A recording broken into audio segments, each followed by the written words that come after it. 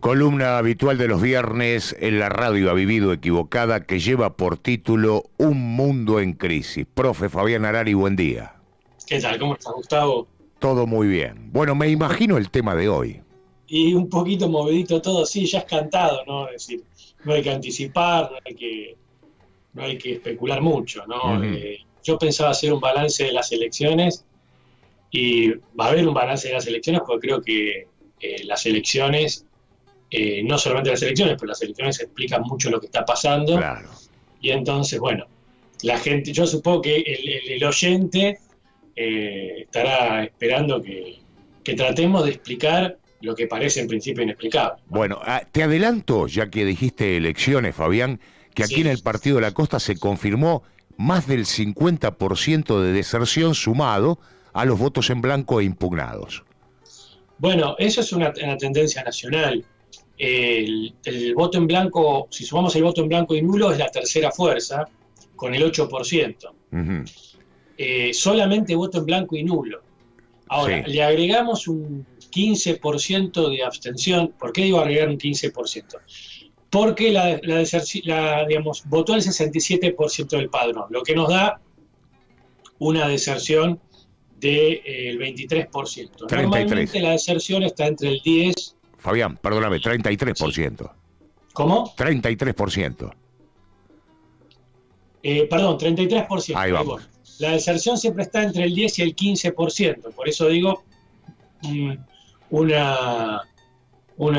estimativo de un 15% de deserción por sobre la media, ¿no? Entonces, entre el 15 y el 8, ahí no me equivoco en las cuentas, ahí está el 23%, ¿no? Sí.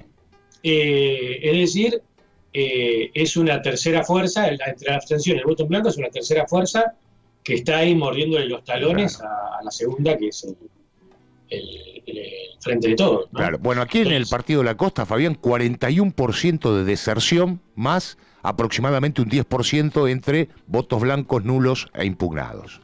Sí, es que el tema es muy grave porque ese 67% que aparece como voto del padrón es una especie de, por decirlo así, promedio, ¿no? Es decir, se suman todos los votos y bueno, da 67% de voto del padrón o 33% de deserción. Pero después hay lugares donde eso realmente es mucho más profundo y lugares donde es más atenuado. Capital Federal aparece más atenuado, pero hay lugares, digamos, muy preocupantes. Por ejemplo, el Chaco. Sí. El Chaco tuvo 59% de participación y 7% de voto en blanco. En Salta, 58% de participación y 10% de voto en blanco nulo. Cuando estoy hablando de porcentaje, siempre sumando blanco nulo. Sí. Chaco también, ¿no? Sí, sí, sí. Y, es decir, y Chaco se supone que Capitanich lo maneja moviendo un dedo. Claro. En Salta, 58% de participación y 10%, eso ya lo dijimos. Pero en Córdoba, participación del 63% del padrón, más bajo que en general, con un 5% de voto blanco y nulo. Nos da un total de, en realidad, de participación real de votos positivos del 58% del padrón. Sí. Es decir, y es Córdoba, ¿no? Que se supone que es, por ejemplo, bueno, iba a decir, por ejemplo, en Córdoba, la lista, digamos, que ganó, que Juntos por el Cambio, Juntos, perdió 300.000 votantes. Lo que estoy diciendo es, digamos, a mí me parece que la elección genera una crisis que, digamos, genera una crisis por su propio peso, pero es mal leída.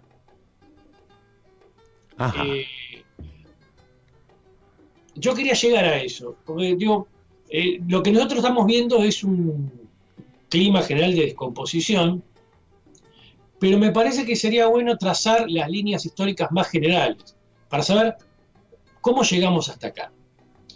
Lo primero que hay que decir es que la Argentina desde el año 2012-2013 está en una crisis económica y una caída de la economía, digamos, casi ininterrumpida, ¿no? Es decir, hay algunos años de crecimiento, pero es el periodo histórico de mayor, digamos, si sumamos los más y los menos, de mayor caída y de mayor años de caída, ¿sí?, de la economía. Eso lleva además una caída salarial impresionante. Es el peor, digamos, este año es la peor caída salarial. Ese salario, eso lo habíamos dicho hace 2 columnas, es el salario en blanco, el peor salario en blanco, la mayor caída del salario en blanco privado desde el año 2007. Es un 70% del salario real del 2007. Podemos seguir con cualquier variable, pobreza, indigencia, estamos en niveles de 2001. Pero lo que estoy diciendo es, en la Argentina hay una crisis económica que arranca el 2012-2013 y que se lleva puesto 2 gobiernos, por ahora 2 gobiernos, que es el segundo gobierno de Cristina y el gobierno de Macri. Entonces, la Argentina tiene una crisis orgánica, una crisis en su estructura económica muy poderosa, que se va comiendo todos los gobiernos. Y además de comerse los gobiernos, se está comiendo el país y está empujando a la población a niveles de miseria cada vez mayor. Entonces ahí tenemos un primer panorama.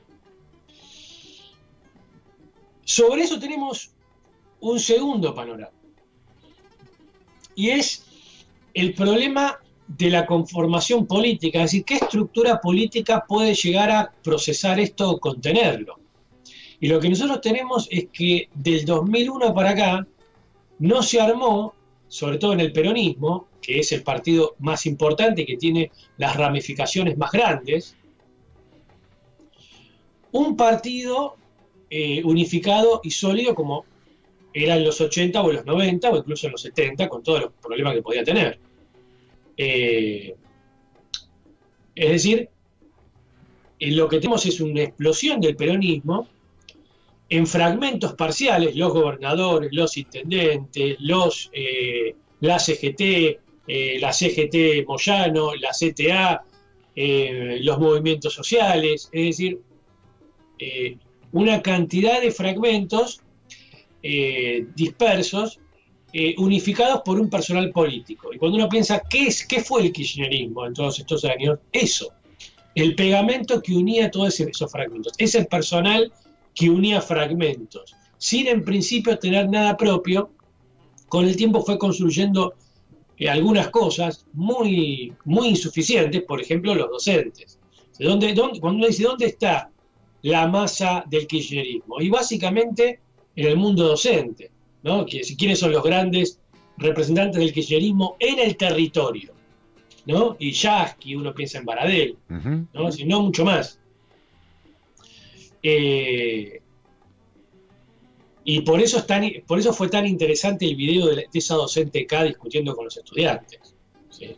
Pero bueno, al margen de eso. Entonces llegamos al 2015 sin haber resuelto ese problema. ¿Sí? No hay un partido, hay fragmentos.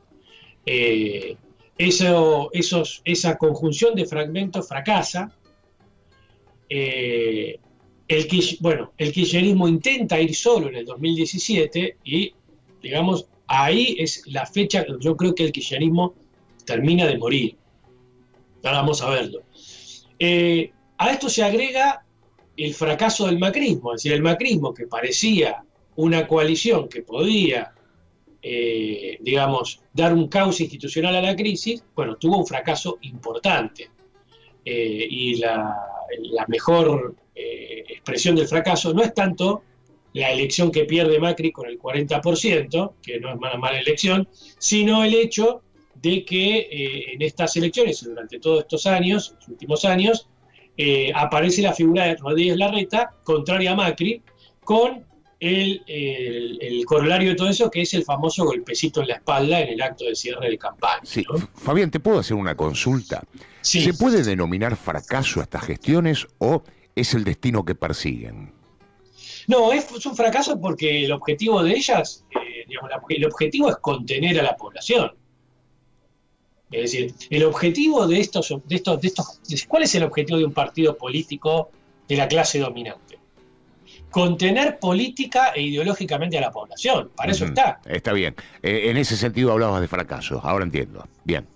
Es decir, vos me decís, bueno, llevaron un plan de ajuste y es discutible porque está bien, hicieron un ajuste, pero no, en términos puramente capitalistas no elevaron la tasa de ganancia digamos, de la Argentina. Está bien. Ahora, son caprichosos. Sí. Ellos hacen lo que quieren, pero quieren contener a su vez a lo que vos decís, ¿no? A buena parte de la población.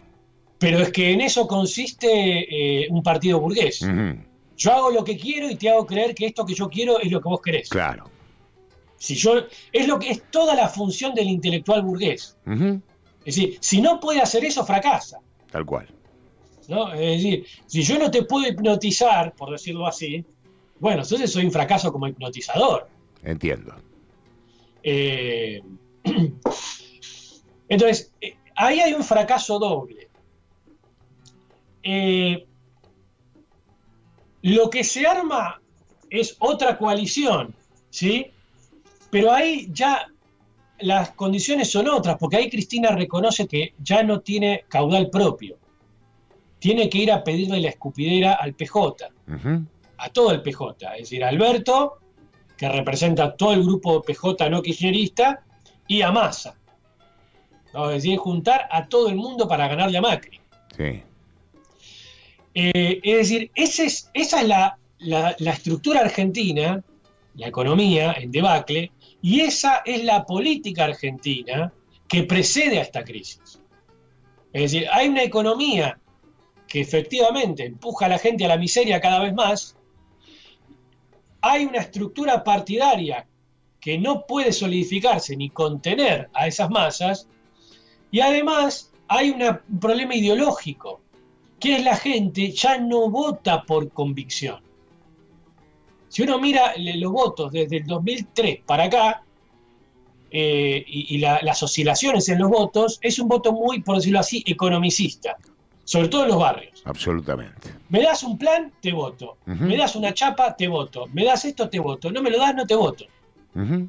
Y entonces viene un tipo como Alica Alicate, de Narváez, y le ganan una elección a un tipo como Néstor Kirchner y Daniel Scioli, sí, en el corazón de Buenos Aires. Y después a los 2 años Cristina saca el 54%. Y a los 2 años pierde con Massa. Uh-huh. Y a los 2 años los dos pierden con Macri. A los 2 años Macri gana y a los 2 años Macri pierde. Sí. No, es decir, acá, digamos, ganás, perdés. ¿Qué significa eso? Significa que el voto es muy oscilante, no hay una identidad ideológica. Tal cual. Entonces, nosotros tenemos 3 componentes. Una crisis económica que pone descontento a la clase obrera, pero también a la burguesía. Uh-huh. La burguesía quiere ganar plata. Y cuando uno ve los ataques a la clase obrera, los ataques a la clase obrera tiene la idea de recomponer las ganancias de los capitalistas. Más allá que siempre el capital va a tratar de avanzar. Pero ese avance tan feroz tiene que ver con eso, con recomponerse de una crisis. O sea, nadie está del todo contento. En ese escenario es en el cual nos estamos moviendo. Y en ese escenario aparece todo esto. Es decir, no es simplemente el capricho de una señora o la obstinación de un señor, que además es un títere, no. O sea, las instituciones no están funcionando. Y sí, no están funcionando porque no pueden contener este conjunto de variables que se entrecruzan dando lugar a una especie de tormenta perfecta. Uh-huh. Entonces, ¿en qué deriva esto? En esto que vemos en las elecciones. Un repudio no completamente generalizado, pero sí creciente, de la población sobre el conjunto del personal político. Uh-huh. Por eso enfaticé los votos que pierde Juntos por el Cambio. Juntos por el Cambio, o Juntos, que se supone que fue el ganador de la elección, perdió en todo el país 2 millones de votos.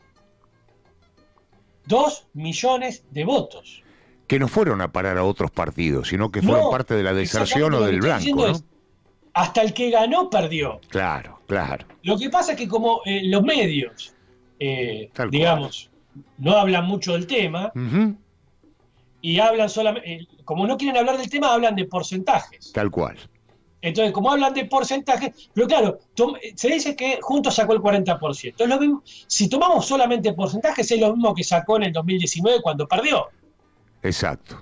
Ahora, esos porcentajes están sobre los votos válidos. Si le sacamos el 33%, ¿cuánto nos queda? Es decir, ¿con cuánto ganó Juntos por el Cambio? Hagamos la cuenta. Ahora no la tengo en la cabeza, tenía que haberla hecho, falta mía, pero hagamos eso. Saquemos el 33% a 40% y nos vamos a dar cuenta. ¿Cuánto será? ¿Un 30%? ¿25%? ¿Entre el 25 y el 30%? Eso es lo que sacó. Sí, sí, el ganador estamos hablando. El ganador. ¿No? ¿Recuerdan que Ilia no pudo gobernar porque sacó un 30%? Sí. Que Kirchner no podía gobernar porque sacó un 23-25%. En esa situación estamos. Ojo. Ahora, ¿por qué digo no está bien leído? Porque en este contexto, sigamos la secuencia, en este contexto de crisis política, ¿qué tipo de crisis política hay? La gente en este momento está empezando a rechazar o rechazando en general al personal político. Digamos, no está rechazando en principio, aunque se va hacia eso, parece que vamos hacia eso, el régimen político, es decir, las instituciones, la democracia, por decirlo así, o la democracia burguesa, ¿no? Sí, sí. Es decir, esta idea de que el pueblo no gobierna sino a través de sus representantes, ¿no? Es decir, hay una amenaza sobre eso, la idea de no ir a votar, pero lo que hay sí es un rechazo del personal político. Es decir, toda esta gente que dice representarme no me representa. ¿Y por qué digo todavía no hay una crisis del régimen? Porque todavía no hay una acción directa tan fuerte. Es decir, yo puedo decir, las instituciones no me representan. Está bien, pero para yo cuestionar las instituciones tengo que empezar a moverme yo. Claro. Entonces, ahí ya hay un cuestionamiento real a las instituciones. Porque lo que digo es, esta forma de funcionamiento de la sociedad y de la política no me va a resultar, voy a usar otra forma. ¿Qué es otra forma? La acción directa, ¿no? Es decir, no estamos todavía ante ese cuestionamiento, pero sí ante el personal político. Entonces, ¿qué hace la clase dominante ante ese rechazo generalizado del personal político? Intenta individualizar, buscar un culpable para salir adelante. ¿Dónde podemos meter todo el enojo de la gente? En un lugar para que no se generalice. ¿Dónde lo podemos individualizar? Y ahí entonces, efectivamente, todo el personal político que está en el escenario intenta, digamos, echarle la culpa al otro. Eso es algo que pasa. A ver si encontramos un culpable y salimos adelante. ¿Sí? Cristina, ¿qué dice? Perdió Alberto, porque los dos candidatos, Santoro y Tolosa Paz, eran de Alberto. El que salió a dar la cara en la campaña fue Alberto. ¿Quién es el presidente? Alberto. ¿Quién hizo la fiestita de Olivos? Alberto. Entonces, según Cristina, perdió Alberto. ¿Qué tengo que hacer yo? Tomar el poder y decir, acá Alberto era un inútil, el poder ahora lo tengo yo, esto se va a acabar. ¿Usted está muy enojado? Sí, porque fue Alberto. ¿Qué voy a hacer además? Voy a poner plata en el bolsillo de la gente. O sea, le voy a empezar a dar a la maquinita. Y para eso no necesito afuera a Guzmán. Voy a darle la maquinita a más no poder y voy a ver si levanto para las elecciones de noviembre. Sobre todo, consigo que la gente vaya a votar. Porque si yo pongo plata en el bolsillo de la gente y le mando plata por ejemplo, Chaco, el 59% no vino. Perdón, vino el 59%. O sea, hay un 41% que no vino. Bueno, voy a buscar por lo menos el 20%. Y gano 20 puntos. Ahí gano en Chaco. ¿Cómo se hace eso? Con plata. Pongo plata, los punteros van, te dan algo y te traen a votar. ¿Sí? Es claro lo que está pensando Cristina. Ahora, hacer todo eso implica acelerar la inflación. Podés incendiar el país. Alberto está pensando, no, voy a arreglar con el fondo, vamos a seguir una política fiscalmente responsable estas elecciones están perdidas, no voy a rifar el gobierno y voy a ganarme el apoyo del conjunto de la burguesía, el conjunto de la clase dominante. Digamos, voy a aparecer, le voy a quitarle a la oposición su agenda, ¿no? Esta es la idea de Alberto. Efectivamente, eso terminó en una disputa y la culpable es Cristina, ¿no? Y en eso Alberto está más cerca. Alberto es el perdedor inmediato, si se quiere. Sí. Pero en realidad la perdedora ideológica es Cristina. La que es un clavo para las elecciones es Cristina. Sí, sin duda. De hecho, digamos, toda la aparición del ala dura del macrismo y la resistencia del ala dura al macrismo es la existencia de Cristina. Si Cristina se va, Macri está muerto. Ya Macri empezó muerto, ¿sí? Entonces, cuando apareció eso, digo eso para entender por qué tenemos ese escenario. Porque la verdad que hacer futurología de qué va a pasar es difícil. ¿Por qué? Porque, por ejemplo, Cristina reculó llamando a Guzmán diciendo que ella no la quería echar. Mentira. Si uno mira la carta de Cristina, hay que echar a Guzmán. No sé qué tiene que ver Cafiero o Biondi, que es el vocero presidencial, en las críticas que hace Cristina. De Cristina, ¿qué dice? No quiero ajuste. Bueno, entonces, ¿quién es el responsable del ajuste? Claro, el ministro de Economía. Claro. Es decir, ahora, primero reculó, llamándolo a Guzmán, diciendo que no quería que se vaya, y después lanzó una carta donde prácticamente el que se tiene que ir es Guzmán. Es decir, este proceso es muy cambiante. Lo importante es entender por qué sucede. Sucede por eso que esa sucesión de elementos que venimos viendo, y lo que se vio cuando Cristina amenazó a Alberto se puso firme, lo que se vio es que Cristina no tiene nada. Eso es lo peor. Se mostró que Cristina tiene poco, porque si no tiene nada, la Iglesia la salió a apoyar, Grabois la salió a apoyar, pero no es propio. La Iglesia no es algo propio de ella. Grabois lo mismo, pero la salieron a apoyar. Dijimos, tiene al sindicato docente, es muy poco, con eso no se gobierna.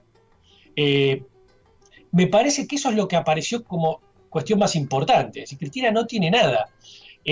Alberto se quedó con los gobernadores, con la mayoría de los intendentes, se quedó con la CGT, se quedó con Moyano, se quedó con los movimientos sociales que iban a hacer una marcha, y Cristina no podía hacer ni siquiera una marcha. Es decir, lo que tenemos acá es eso que nosotros dijimos anteriormente. Hay una cosa que dijimos anteriormente.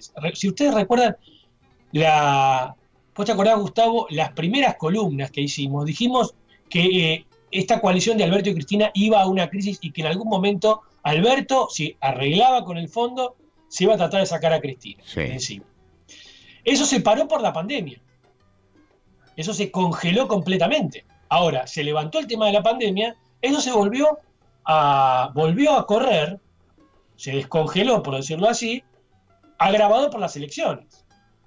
Pero esto estuvo desde el principio. Esto fue una coalición incompatible, por decirlo así, desde el principio. Ahora, ¿qué es lo que está trabando una solución? Lo que está trabando una solución, porque Cristina no se puede ir, por ejemplo, ¿no? Una cosa es que Cristina se vaya, agarra a su gente y se vaya a la oposición. ¿Por qué no puede irse? Primero porque no tiene nada, está bien. Pero además, técnicamente no lo puede hacer porque a ella le importan las causas. Si ella se va, pierde los fueros. Y por eso ella dejó, sin renunciar, y no presentó la renuncia, a Jerónimo Ustarroz, que es representante del Consejo de la Magistratura, Zanini, procurador del Tesoro de la Nación, Marcó del Pont, de la AFIP, y Cristina Camaño, titular de la AFI, ¿sí? Ex Justicia Legítima. Es decir, ese elemento traba un montón las negociaciones y traba la acción de la propia Cristina, a la cual no le pudieron dar la solución Menem. Todo gobernante que deja el poder tiene un problema judicial, por todos los chanchullos que se mandan y que quedan grabados y todo el mundo lo puede usar en algún momento. El caso de Cristina es más grave y no se le dio la solución Menem. A Menem se le dio esa solución. Quédate en el Senado, tenés fueros toda la vida hasta que te mueras, no jodas, no molestes, ahí te quedás. Y hay una reelección eterna. Listo. Esa solución no iba con Cristina. Por lo tanto, acá hay un problema grave. ¿Y por qué hay un problema con la causa de Cristina? Justamente por la crisis política. ¿Sí? ¿Por qué no se impone la solución Asís? ¿Qué dice Asís? Hagamos un indulto para todos, para Macri, para Cristina, y listo. Entonces ya la cosa es más prístina, más clara. Cristina puede ir si se quiere, si quiere Macri vuelve, es decir, no está ese problema. Ahora, ¿por qué no se puede hacer eso? Justamente por la crisis política. Porque un juicio a Cristina o un eventual juicio a Macri serían un buen conductor del enojo, como fue en su momento el juicio a las juntas, que resolvió el problema de la dictadura juzgando a 9 personas. Sí. Es decir, el juicio, las causas de Cristina, las causas de Macri, tienen se reservan como esa función de los juicios a la dictadura. Como en su momento fue, ¿cómo se llama? Los juicios políticos a la Corte Suprema menemista, ¿no? Es decir, que generó toda una ola de contento. Entonces lo que tenemos es esto y una descomposición general. Recordemos que las renuncias no fueron entradas por Secretaría de Presidencia, fueron a los medios. O sea, ahora, lo que es interesante es que, digamos, las alternativas que lo interesante es la carta de Cristina, porque después de la carta de Cristina, esto es como este jugador Villa en Boca, ¿no? Es decir, después de lo que Villa hizo, si yo soy dirigente de Boca, lo he hecho, no hay vuelta atrás, ¿no? Ahora parece que lo van a perdonar, bueno, es un papelón. Esto es lo mismo. Después de la carta de Cristina, diciendo que la que gobierna ella, que lo que puso a Alberto es ella, después del audio de Vallejos, no hay vuelta atrás. Y sin embargo, acá hay 3 alternativas. La primera, que Alberto se vaya. Toma, Cristina, te dejo el gobierno, hacé lo que quieras. Yo así no me quedo. La segunda, la construcción del albertismo. Es decir, bueno, andate, o quedate como vicepresidenta como se quedó Cobos. Pero vos no sos parte del gobierno. Y tu gente no es parte del gobierno. Y yo armo el gabinete que quiero, y yo hablo con los gobernadores que me dieron el apoyo, con los intendentes, con la CGT, con los movimientos sociales, incluso armamos una marcha de relanzamiento del gobierno. Y entonces, ¿qué hago? Salgo a la gente a decirle, cambiamos. Se fue Cristina. Ustedes no la quieren a Cristina, Cristina no está más. Y le saco todo argumento a la oposición. Ahora me votan el presupuesto, ahora hacemos el acuerdo con el Fondo Monetario, armamos el plan petrolero de 20 años de exención impositiva para todas las empresas, hagan lo que quieran, llévense la plata, hagan lo que ustedes quieran. ¿No? Es decir, tener el pleno apoyo de la burguesía. Recuerden que a esa presentación fue el titular de la Unión Industrial Argentina. Es decir, es la gran oportunidad que tiene Alberto, es la tercera oportunidad, digamos, de crear un movimiento propio y terminar de enterrar al kirchnerismo, ¿no? Es decir, porque si Alberto hace eso, desde ahora el peronismo es Alberto, y se acabó. Hay una tercera opción, que tal vez sea la que aparezca, y es la peor de todas, y es armar un gabinete de coalición, o sea, seguir como está. Es decir, después de todo esto que se dijo, todo sigue como está. Eso Cristina parece, vuelve, ¿no?, al gobierno, Alberto le acepta a los ministros. Eso es el peor escenario, porque eso va a generar un repudio mucho más generalizado, porque hicieron todo esto para nada. Tal cual. Encima piensan seguir igual. Si el enojo era con Cristina, ahora el enojo es por Alberto, por dejarse humillar por Cristina. Es decir, el enojo es con Cristina y con Alberto, y con todos los que están ahí. Ojo, lo interesante, quiero antes de terminar pasar, porque me han pedido que pase el chivo, así que lo voy a pasar. Bueno. Mañana a las 7 de la tarde vamos a hablar sobre el kirchnerismo con un intelectual que es Alejandro Katz, muy conocido. Tiene posiciones diferentes a las mías. Vamos a hacer un debate sobre el kirchnerismo en el programa Diálogos, y mañana a las 4 de la tarde vamos a hacer una charla de Razón y Revolución por streaming. Ajá. Sobre el problema de cómo sacar a la Argentina. Dicho ese chivo, decía, es la peor opción. Y una cuestión interesante, que esta crisis dejó atónitos al larretismo y a la izquierda. El larretismo, un sorpresivo silencio. ¿Silencio en qué sentido? En los actos. Si yo soy Juntos por el Cambio, ya no es macrismo, como bloque legislativo y como principal oposición, y además con gobernadores, llamo al presidente, a la vicepresidenta, llamo al bloque justicialista a decir qué está pasando, tienen que dar una solución, llamo una interpelación en el Congreso, es decir, me muevo, actúo como actor político diciendo, acá ustedes no pueden hacer esto, y salto a la primera plana. La izquierda era la oportunidad para hacer una marcha diciendo que se vayan todos. Uh-huh. La gran oportunidad. Pero una oportunidad que se acentúa, primero porque ya te dio la idea el Chino Navarro, cuando dice hay que movilizar. Después el Chino Navarro no moviliza porque Alberto le dice no movilices, o sea, recula. Te dejó la plaza libre. Te dio la idea y después te dejó la plaza libre. Ahí tenés. La elección acaba de ser, la gente acaba de repudiar a medio mundo. Tenés la gran oportunidad de pasar al frente. Bueno, ¿qué hace la izquierda? Pide que los voten en noviembre. O sea, otra vez se enmarcan en lo que llama el partido del orden, pensando en las instituciones por sobre un proceso social que amenaza con llevarse los puestos. Por eso digo, la elección provocó esta crisis, pero esta crisis es mal leída. Porque lo que apareció en las elecciones, las elecciones son mal leídas, lo que aparece en las elecciones es un repudio generalizado. Vuelvo a decir, Juntos perdió 2 millones de votos y perdió 700.000 votos en el conurbano. Ojo con eso. La crisis es general, empezó así. Vamos a ver cómo termina, sobre todo porque si la solución es dejamos todo como está, se van a seguir tirando con munición gruesa. De acá a noviembre y después de noviembre. Uh-huh. Es decir, esto, como le voy a decir simplemente, esto recién empieza. Feliz día del profesor, Fabián. Muchas gracias, Gustavo. Un gran abrazo. Nos reencontramos el próximo viernes. Chau, chau. Fabián Harari, Un Mundo en Crisis.